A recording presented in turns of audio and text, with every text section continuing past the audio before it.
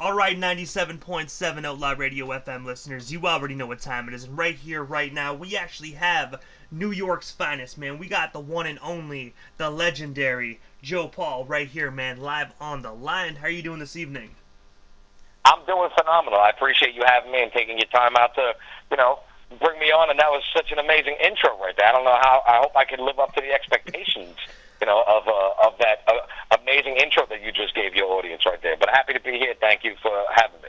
Hey, man, you're most certainly welcome. I've been a fan of yours for a long time, man. You know what I mean? I've always known you as the Pitbull of New York. So, you know what I mean? It's always an honor to have such an amazing artist like yourself take over my airwaves. Well, thank you, man. I appreciate it. I'm not going to take over your airways. I'm going to share it with you because it's all about, hip hop is a camaraderie sport, above everything. So it's like, we want to share the airwaves, and we could both have, a nice dose of your show without me taking over completely.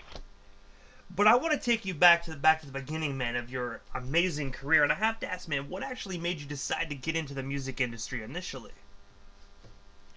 My love and passion for the music, really. I know that might sound like a cheesy answer to, some of your audience, but in actuality, it's the love and passion of the music, and I love being on stage. My mother and father would say that, I'd love to be the center of attention, which, they're not far off.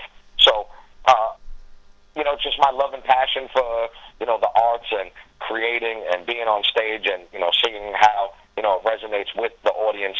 I just fell in love with it at a really early age, and I just kind of knew that that's what I wanted to do, and that's, I've been here for like 20 plus years, and, knock on wood, hopefully I'm here for another 20. And also, as well, you were actually managed by the one and only Mel Kling III, man. I was wondering, how did yourself and him get connected? And, of course, what's the story behind that amazing partnership? I love that you call him legendary, but Mel was actually, just one of my best friends, and during a time that I'd taken a break from music, he would hit me up and said, like, you're too good to not do this. It's like, I don't know shit about that. Oh, am I allowed to curse, or should I just... Oh, we're completely uncensored, man, so definitely have at it. Okay, so he said, listen, I don't know shit about the music business, but I know about business, and I know about music. And you got something, so we gotta fuck with this. And really, there we were off and running, and he managed me for a couple of years. I've always been independent, and since maybe about like 5-6 years now, I've been completely independent. I manage myself. I'm my own executive producer. I'm my own mogul, so to speak. And shout out to Mel. A dear friend of mine. Still hang out with him to this day. And if I get married, he'd be one of my best men. And when you actually inked that deal with MK3 Management, I was wondering who was actually signed alongside you, because I know obviously that's like a management deal, but who else did Mel manage back in the day when he was managing you? Well, actually, I was the only person he managed. It was kind of like a joint deal where I told him, like, listen, if in order for this to work, if somebody else steps in and we don't have a contract in place, they could present the contract, for 15-20%, and I'm not giving 15-20% to nobody, because I'm doing this myself. So if anyone's going to be locked in at a certain percentage, whether it's for show or it's for real, it's going to be someone on the home front, and they'll have to buy him out of his contract. And also, as well, man, if that makes any sense. Oh, it most definitely does, man. Definitely does. But also, sometimes, as well, having a small roster is better than having a big roster as well. Of course. But in all reality, he's a businessman, and he was doing his own thing, and it was, he was taking care of a lot of the responsibilities for me. But at the end of the day, I was the only one, like, on his management team that I know of. He could have been managing other people, but he spent most of the time with me. So I don't have any idea about that. But yes, sometimes, management companies do benefit from having a smaller roster rather than, a huge arsenal of artists that you can't really cater to the individual needs of each artist. And also, as well, aside from being an artist, you were actually a producer as well, man, and you actually had the opportunity to produce for LL Cool J, man. I was wondering, how did that opportunity actually come to be for you? And of course, what was it like just being in the studio with Cool J? Well, first I think you, and I don't mean to correct you on air. I think you read the discography wrong. It was Dominic Dom Juan Durham from DWE Enterprises, who was the producer, who worked with LL Cool J, was in the studio with LL Cool J. He was one of my executive producers for my first album when I made the transition from being a rapper known as Lyric Enforcer to JoPaul. So Dom Juan was the producer that worked with LL Cool J, Yolanda Adams, Rodney Jerkins, and all of that. So I think you just might have read that wrong, so I just wanted to clear that up. So I've never met LL Cool J, never been in the studio with him, but if LL wants to kick it, you know what I'm saying? Let's do it. And I gotta say, my apologies on that one, man. But I gotta say, never know, man. You guys are both from the same city, the Big Apple. So you never know. Hopefully down the line, you guys can actually get on a song together, man. Because I think, I don't know, like just your sound and his rapping, man, would make for just a colossal song. I agree. I agree completely. I mean, he's doing some really big things with Rock the Bells Radio. Shout out to Rock the Bells, and my buddy DJ Epps was killing it over there. We just debuted one of my new songs, on Rock the Bells Radio. So, yeah, down the line, I'm always open to collab with, the legends of the industry, especially, I would love to have him on my show, the Verified Podcast, because he is certainly a legend that, has a really compelling story that I'd love to interview him one day.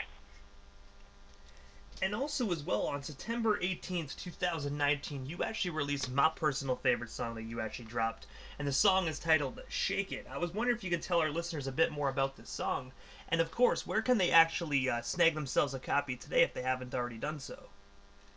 Well, I mean, it's streaming on all social media platforms, but, as you know, it was like, September of 2019, which was kind of, the end of, 2019 going into 2020, and we know what happened, February, March of 2020, which we were hit with the pandemic, in New York. So it's like, for a record like that, which is a very, trap-inspired crossover dance record, it fuses both worlds. It's kind of what people know me for best, by, fusing the hip-hop lyrics, intelligent, rhyme patterns and creative wordplay with some dance music that you could turn up and, get your girl naked from.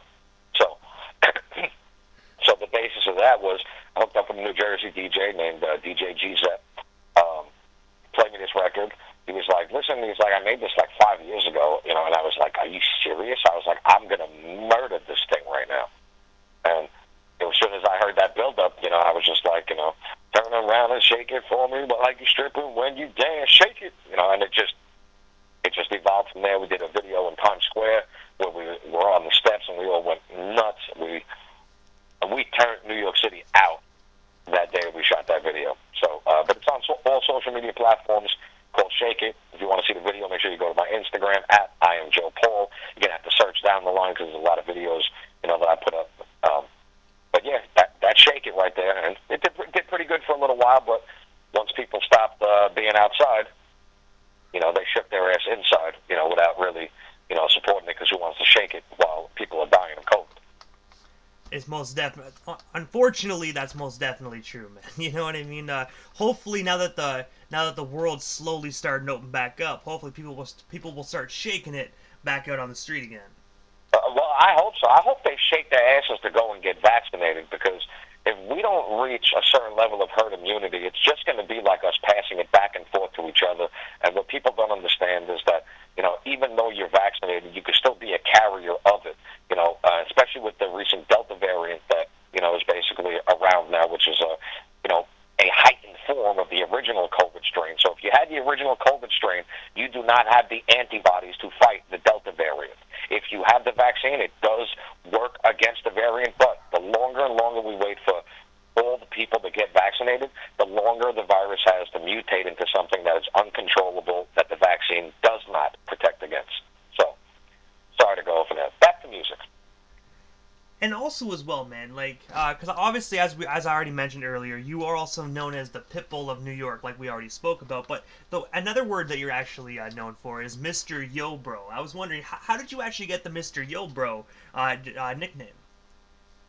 Well, I mean, so whoever created the name the Pitbull of New York, I'd like to take him and fight him in some back alley, bare knuckle brawl, because my music and Pitbull's music is completely different. And aside from having a bald head and wearing some Ray-Bans sometimes, it's like, I don't know how you can, confuse me from. And I used to wear a white leather jacket when he wears a white blazer. So, so I guess when people said the Pitbull in New York, I think they were just saying that, to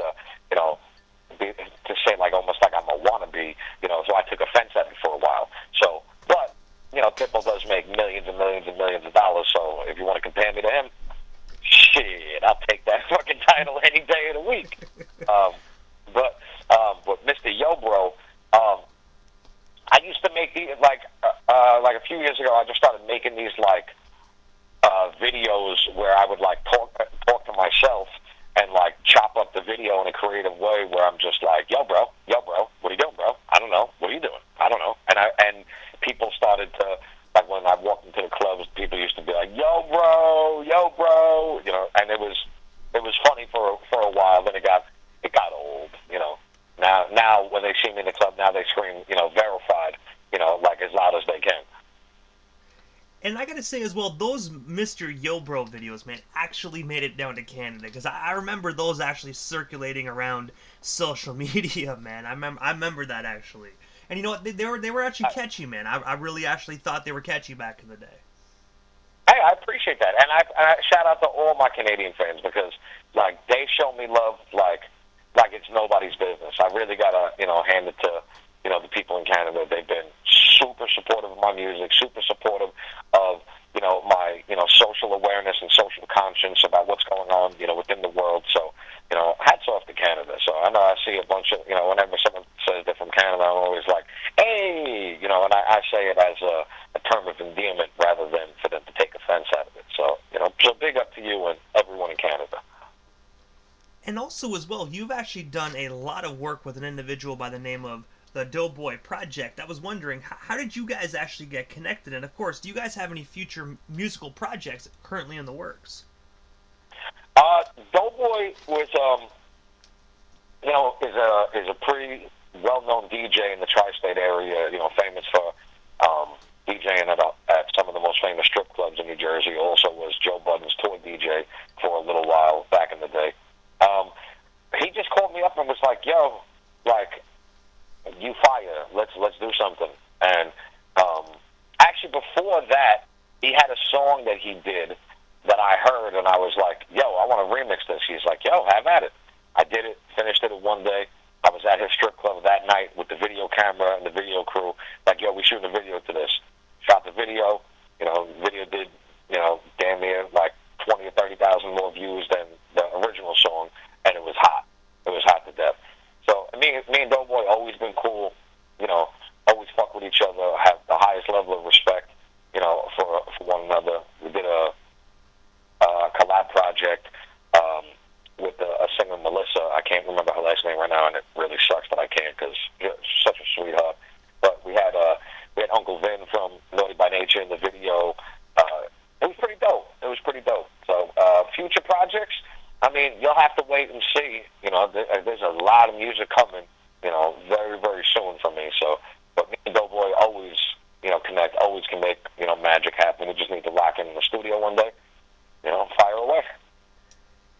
And also, you actually appeared in Ice-T's promotional runs for Icewear and actually assisted with a jingle for his old energy drink. I was wondering, how did you guys initially get connected with Ice-T? And of course, what was it like just working alongside a fellow New York City legend? How I got connected to Ice-T. So, I've told this story on my podcast a couple times, but, for the sake of saving time, my grandfather had died. Me and my brother went to Kennedy Airport, walked in the airport, saw this, amazing body and blonde hair, and I go to my brother, I'm like, "Yo, you see that Pamela Anderson looking girl?" And he goes to me, he's like, "Yeah, she's with that Ice-T looking motherfucker." So I was like, "That's no Ice-T looking motherfucker, that's Ice-T." And, I'm not in the right state of mind. My grandfather died, I got the news from my aunt. I am the one that had to give it to my mother that her father passed, so I'm not in the right state of mind, but I go to, Ice is one of the people that me and my twin brother started, breakdancing to on cardboard boxes, in the early 80s. So went up to him, and something that people should know when you see a celebrity, 15 seconds. Like, 15 seconds is all they're willing to give to you and all they could probably tolerate at the moment. So don't overstay your reach. And I knew that, you know, because I'm a street kid and I'm respectful. So I went up to Ice. I was like, boom, what's up? Big fan. My name's Lyric. Did this, did that. Been down since 82. You're the first rapper I've ever listened to. You know, I just want to say I really respect your craft. God bless you. Have a safe flight. And he was like, okay, Pimp. Okay, thank you. I appreciate that. We were going on to our flight. I saw that his entourage was taking the same flight that we were. They started calling the numbers. Ice and his girl go up, you know, which was Coco. And I get called to, you know, to board the plane. And Ice calls me over and introduces me to Smooth the Hustler, Trigger the Gambler. And then they threw me down with this group called Sex, Money, and Guns, which, you know, that was like, you know, a big part of my rap career. And through that, you know, Smooth and Trig brought me along to the studio when they were recording a jingle for Ice's new energy drink and his clothing line called Icewear. So they just basically, they allowed me to be a part of it, and it was great. It was, you know, it's fun hanging out with fucking legends and the most venomous, you know, lyricists of, like, pretty much, you know, the 90s era. So it was cool, and the fact that they respected me as, you know, as an equal and one of them, even though I was a total outsider. Like, I'm not from Brooklyn, I'm not black, and I'm Jewish. So it's like I couldn't be furthest from, you know, what they're used to, you know, allowing in their circle. So I was just honored that they respected me, you know, on that level, respected me as a lyricist and as a person. So, you know, to answer your question, it was fucking fantastic. I can have a fucking Ice State. Hey, man, I gotta say that most definitely sounds like a phenomenal experience. And by the sounds of it as well, man, when he actually saw you at the airport, he remembered you from probably being just respectful and not, like, you know, hovering around him at that event, man. You know what I mean? Like you said, you know, you didn't overstay your welcome, you showed your love, and you peaced out. So he probably recognized that. I mean, I'd like to think so. I mean, when I got back to New York, and because my grandfather had lived in Florida, and that's where he was buried. So as soon as I got back to New York, I linked up with Smooth the Hustler immediately, and I think we went to Ice's house, like, you know, that week, you know, up in Manhattan. And so it's like I was just always around, you know, since then. I mean, some would say, oh, you know, he was a tag along. It's like, nah, it's like they don't let people just tag along. Like, if anyone knows, you know, the king of Saratoga Ave, you know, and the gambler known as Trigger, they don't let just people, and that's not me to, like, you know, further stamp, you know, why I'm here. But it's the truth. You know, they don't let people just hang around them, you know, for no reason unless there's something that, you know, they like. And I'm a very likable guy. And I smoke a lot of weed, so, you know, I'm funny. And also, as you mentioned earlier on in the interview, that you were actually the CEO and host of the Verified podcast. I was wondering if you can tell our listeners a little bit more about your podcast. I know, of course, your fans that are tapping in right now most definitely know about your podcast, but for the ones that don't already know, tell us a little bit more about what you do, and of course, where can we check it out? Okay, so the Verified podcast is the only podcast that only interviews verified artists. Basically what I do is I'm a mini version of Drink Champs.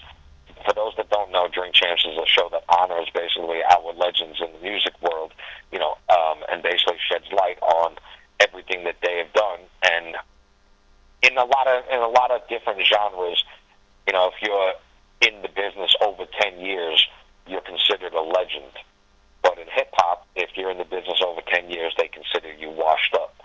So, and that's a quote from Nori, you know, the host of Drink Champs. So what I like to do is I have a lot of relationships with a lot of celebrities and a lot of stars, and I've never asked anyone for a goddamn thing. So I said, let me shed light on you, let me tell you a story. At the same time, I'm going to let all these fans fall in love with me because I'm a very personable guy, so it's the best way to indirectly promote myself during a time during the pandemic when I don't want to release music. I don't have the heart to make music right now when motherfuckers are dying. When we have a fucking tyrant as a fucking president that was literally ripping the country to shreds. I don't know if you know, Canada saw the fucking, you know, the shit show over here, but trust me, I was contemplating moving to Canada. I saw a little bit of it with the whole Donald Trump situation. I think that's what you're pertaining to. Yeah, I just threw up in my mouth at the sound of his name. But back to the Verified podcast. So during a time when, I didn't feel like making music, I said, what could I do to promote myself and utilize all these relationships that I've developed over the past 25 years? So me and, this network called the ResultsandNoHype.com and Radio Pushers, basically, we came up with their concept, implemented it, and I've been off and running. I have 32 episodes. I got over 250,000 views, throughout all of them. And, for just being in the podcast game for only a year to, average anywhere between, 15 and, 50,000 views every video when it's not my music and it's like an hour or 2 hours long, I feel like it's a testament to my relationships that I've made in the industry. And that's why it's called the Verified Podcast, because I'm verified, they're verified, and it's verified. So you can check it out. You can find it at theverifiedpodcast.com or your favorite place where you stream, any podcast. YouTube is probably the easiest. I release a new episode every other Saturday. I've had some major celebrities on there that I've been wanting to talk to for 20 years. And now I have a friend for life in the person because I get to talk to them like for 2 hours straight, just like I'm talking to you. And if they're entertained, then they're going to be on the JoPaul team for life. And I have to ask as well, man, because obviously, you have, obviously, kind of like me, you book artists in advance and whatnot. So if you can actually announce, like, who are some of your up-and-coming guests actually on your podcast? Because I'm actually pretty intrigued. Up-and-coming guests. So, I just released a 2-hour episode with Mike Geronimo. It's titled The Most Untold Story in Hip-Hop, one of the Queens originators. But my next guest is the lovely Chrissy Monroe from Love and Hip Hop. That's how she's most known, but she now has several companies, tall, blonde, beautiful, completely gifted in everything that she does, with a very, very compelling story of triumph, and she's a true survivor. I have the infamous Amadeus, who is basically world-renowned for his bars, his DJing, his connections, and everything that he's done within the industry. But who's going to be on there coming up? You're going to have to wait and see, because I got some big people that I can't really announce right now. I would love to, but I can't jinx myself because they haven't signed on completely. They've given a yes, but until they give me a date, when they can do it, everything is up in the air. But we got some big names coming. We have, we just completed I just had my 1-year anniversary of the podcast, so shout out to all my listeners, and make sure you keep checking out the Verified Podcast, and I'm going to keep kicking ass and taking names. And also, man, aside from the podcast and, of course, like Shake It and like the most recent music that you did, what is next for the one and only JoPaul, man? Is there anything that we happen to miss during this interview? Anything else you still want to cover or talk about or promote? What was stuff you hear live on the Canadian radio station airwaves? Well, I got a ton of new music coming. My first single that I'm going to be releasing is called Like I'm Kong. I just got back from Miami performing it for the Drink Champs and Smoke Champs peoples. Shout out to my buddy Shampoo with YMBS. We're taking over the game right now. So this song called Like I'm Kong, produced by AJ Wiles, it's a drill record with some creative lyrics, some melody, dope hook. People are telling me that that's the one, so I can't wait for people to hear that. But I got 40 songs that I just recorded in the past 3 weeks, and every single one of them is a banger.